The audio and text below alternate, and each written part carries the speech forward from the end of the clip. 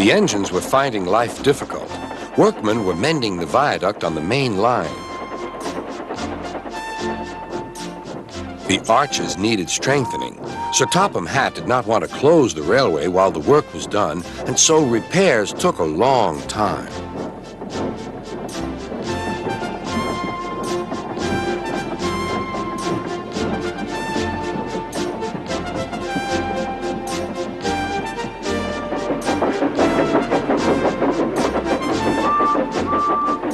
The engines had to take great care when crossing the viaduct, and the delay often made them late on their journey to the junction, where they knew Thomas would be ready to collect his passengers.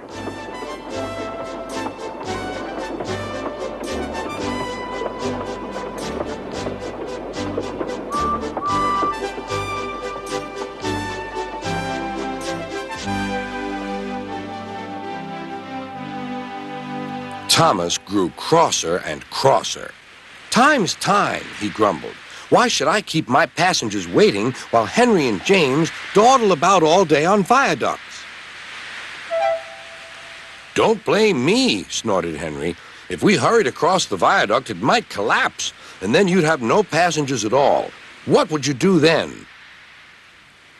"Run my train on time, for one thing," retorted Thomas. He hurried away before Henry could answer. Bertie was impatient too.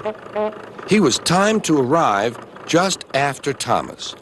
His passengers found that instead of going straight from the bus to their train, they were kept waiting till Thomas arrived. Soon Bertie grew cross with Thomas. "Late again," he remarked, as Thomas panted wearily in.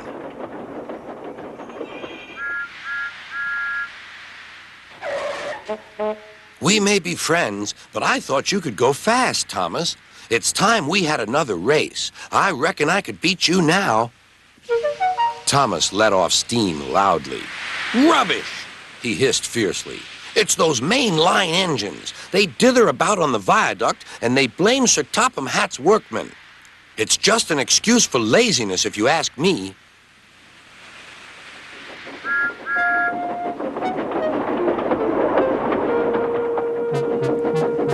One day, James was later than ever at the junction. "I'm sorry, Thomas," he puffed. "I was held up at the station, and the viaduct made it worse." "It's lucky for you I'm a guaranteed connection," grumbled Thomas. Before James could answer, he puffed importantly away. Come along," he panted to the coaches. Annie and Clarabelle did their best, but Thomas soon found that he couldn't save much time.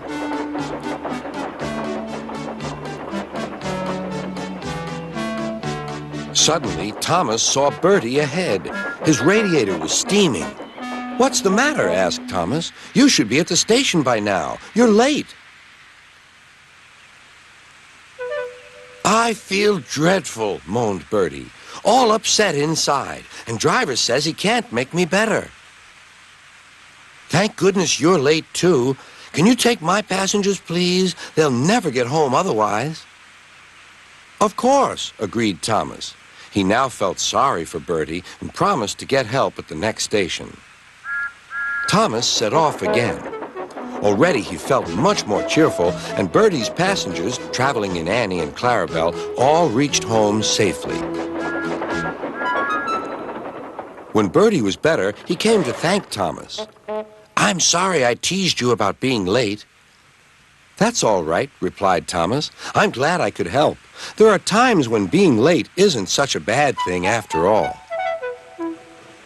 With a last cheerful greeting, the two friends went back to work.